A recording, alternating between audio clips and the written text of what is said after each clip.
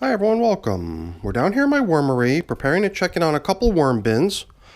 And what I've got in store for the bins that we're feeding today is a fairly large portion of frozen fruits and veggies, probably mostly veggies, out of my freezer. Well, not everything's frozen. A couple of those cores of peppers were just stripped clean of all their seeds, as you can see. And those are not frozen, but everything else in here is.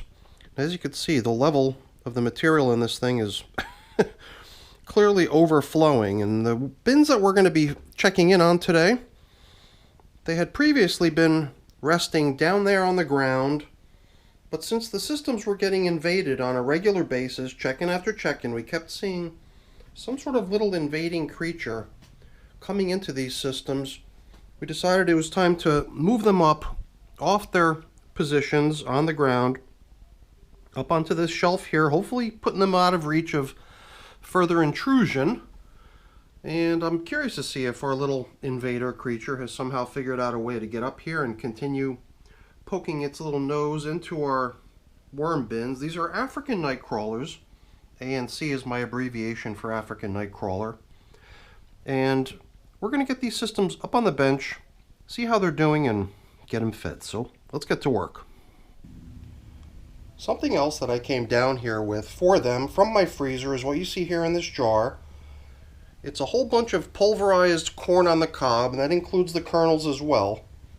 And I keep it in the freezer because after I pulverized it, there was still a little bit of moisture content, so I didn't want the stuff to get moldy.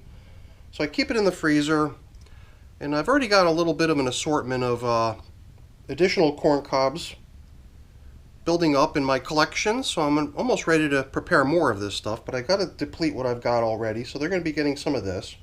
But before we get to feeding, really quick, let me just share with you some information about these systems. They're now 206 days of age, so 12 days ago, when we last checked in here, we were still not quite at the 200 days of age mark, but now these systems have now exceeded 200 days of age. They're systems that I kind of treat as twin bins, basically, and the reason I consider them as twins is because the estimated population in these is thought to be pretty much the same. Sometimes I just treat sisters as buddy bins if they're not even the same age.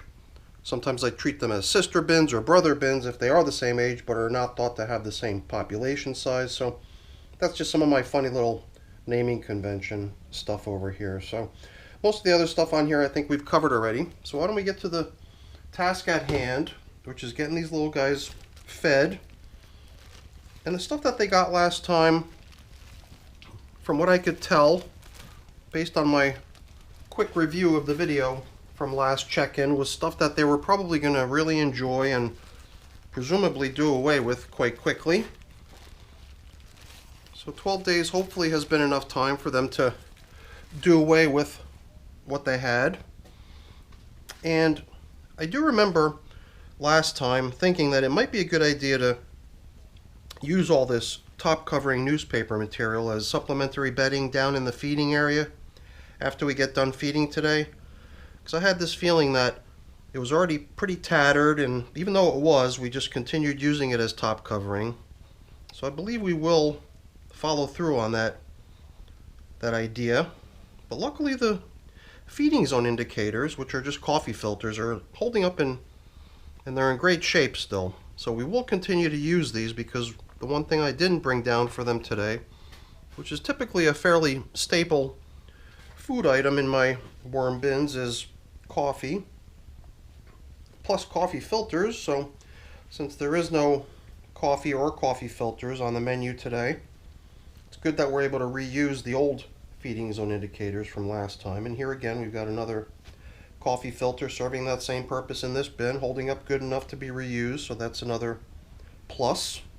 Wasn't quite sure what to expect, so I guess the abundant food as well as the abundant bedding that we placed down into the feeding zone for these little guys last time was enough to keep them from coming up to the surface and nibbling away our top cover and our feeding zone indicators.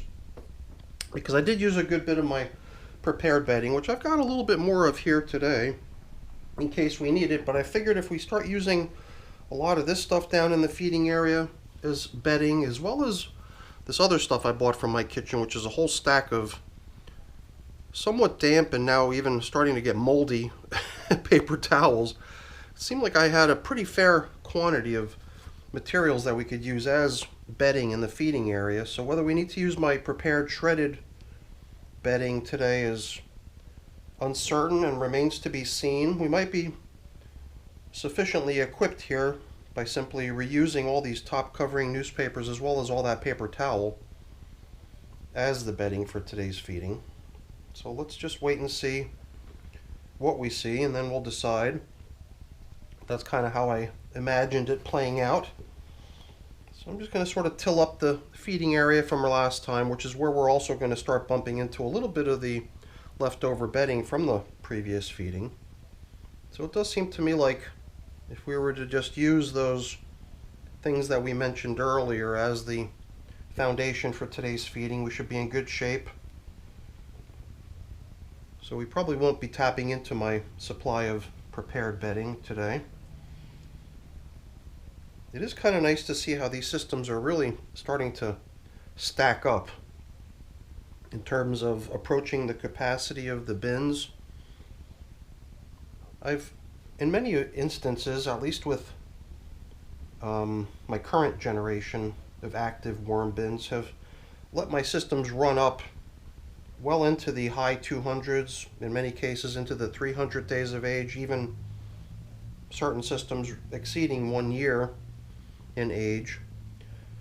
But I've been telling myself that we might want to perhaps try to reach the finish line sooner. And in my case, reaching the finish line typically means hitting the capacity of the container that we're working in. Not always, but once that happens, typically that's a good enough indicator that it's time to start thinking about winding the system down, letting the worms work off any residual food bits or bedding bits that remain in the system, so that we can harvest their lovely castings and get them working in a fresh new environment elsewhere. So I'm wondering if that might be in the cards for this system as well, both of these systems, since they both seem to be coming along quite nicely, and perhaps a little bit more than I see in some of my other active systems. It does seem like we are getting pretty close to hitting the capacity of these bus bins, which is kind of nice to see. I guess part of the contributing factor is that I've been trying to be really generous on the bedding so that we can sort of build up their environment to be a little more spacious than what I've done in the past. And it seems like if we provide a slightly larger quantity of space or volume for the worms to live in, then they'll sense that available space and attempt to expand their population to take advantage of that available space.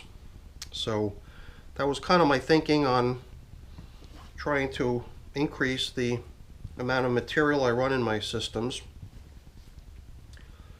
But by doing so, I guess that is going to inevitably, run us up to the finish line sooner than it would otherwise occur, following a different methodology of perhaps not using quite as much material and bedding and stuff in the maintenance of the systems.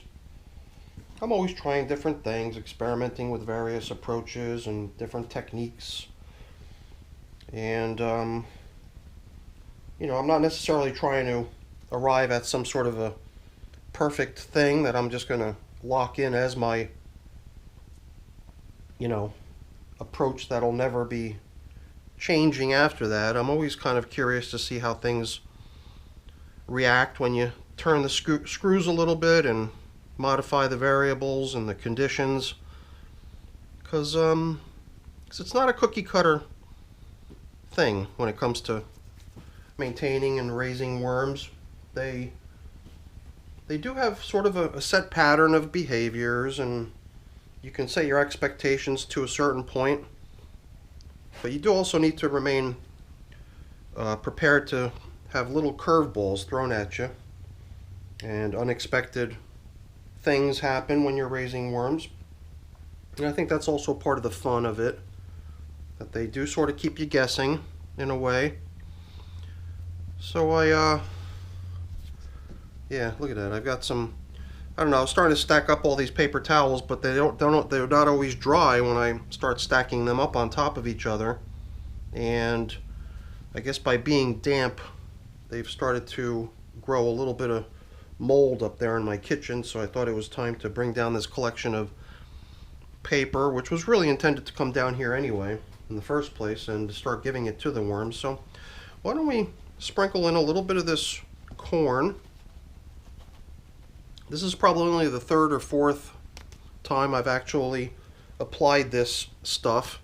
This container, I believe, might even still be full, and I had just finished depleting the other slightly smaller container that I was keeping this stuff in, which was this one. And now I've got this stuff here to do away with before I can get around to pulverizing the next batch of corn cobs. I was keeping that stuff in my freezer for quite some time, and now it's in my oven. Because the last time I had to run my oven, I put the stuff in there to let it dry a little bit. But like the stuff that we just sprinkled in a moment ago, I don't know if it's all that important for it to be completely dry. I mean, corn cobs and corn in itself is not terribly juicy or moisture laden, so I bet you could probably just take corn cobs as is and pulverize it without too much trouble. But it did seem to me like perhaps drying it a little bit would be beneficial and prevent it from clumping up and getting too nasty.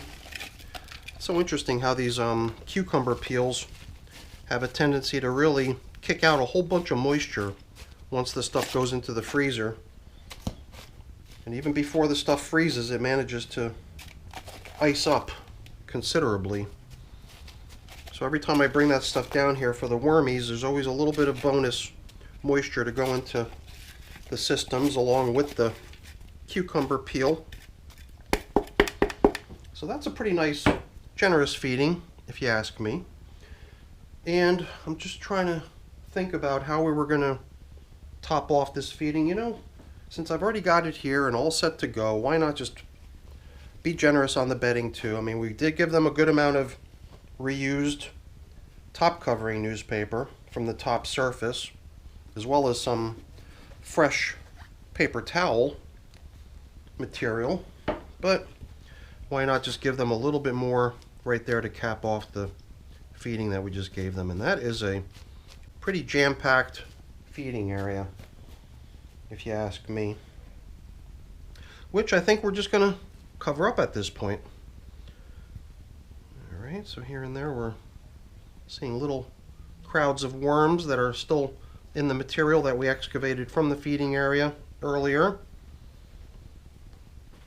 And you know, as long as we're covering up, why don't we just follow through here a little bit more and examine the stuff that we stacked up over here earlier, because there might still be some stuff that we want to include down in the feeding area, little chunks of this top covering paper that we repurposed.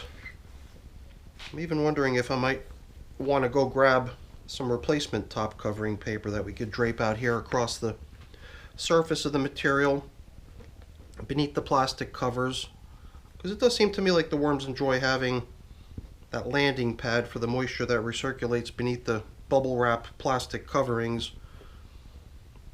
And they come up and they enjoy the moisture that's recirculating within the system and collecting under the plastic covers. Sometimes they also partake in nibbling away at the top covering material, as we saw some evidence of earlier. But it does seem like if we're pretty generous with the carbon-rich bedding type materials that we include down low within the feeding area, they don't seem to nibble away quite as much at the top covering materials. And you know, I think I've got sufficient leafy matter in my leaf box so that perhaps instead of putting paper out across the top as the top surface covering, perhaps we can come in here with some leafy matter, which would be kind of nice too. Perhaps we'll just till up these outer edges just to make sure everything's in good shape out there and level things off, and then I'll go take a quick peek to see what's in the leaf box, and if there is an adequate amount of leafy material that we could use as the top covering here, then we'll use that. If not, I can grab a couple sheets of newspaper. So why don't I take a quick pause to go see what we could use here, and then when we get back we'll cover up and we'll be more or less finished here.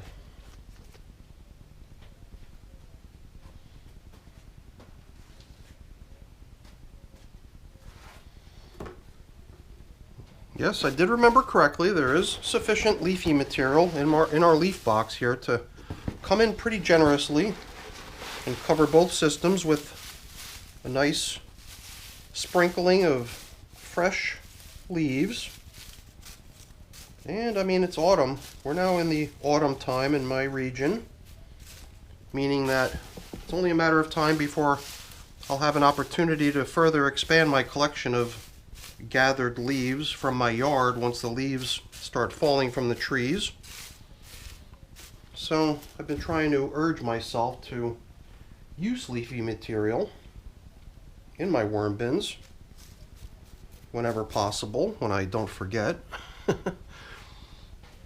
Because ever since I've had a shredder, the shredded paper and cardboard mix has been sort of my go-to bedding material. But before that, I had almost always used leaves just like this as my de facto bedding. And I tell you, the worms probably do really enjoy the leafy material. So this way, I'm giving them stuff that I'm guessing that they probably really enjoy. So I've just got a few things here left to do, such as getting stuff cleaned up and put away. That's all boring though, so I'm not going to keep you around for that. Before I go really quick, let me just say thank you. Thank you so much for watching. Hopefully you enjoyed the video. If you did, as always, please don't forget to leave me a quick thumbs up before you go. That's always really appreciated. And if you haven't done so already, please also consider subscribing to the channel. That's very much appreciated as well. All right, everyone, thanks so much for watching. Have a great day. Bye now.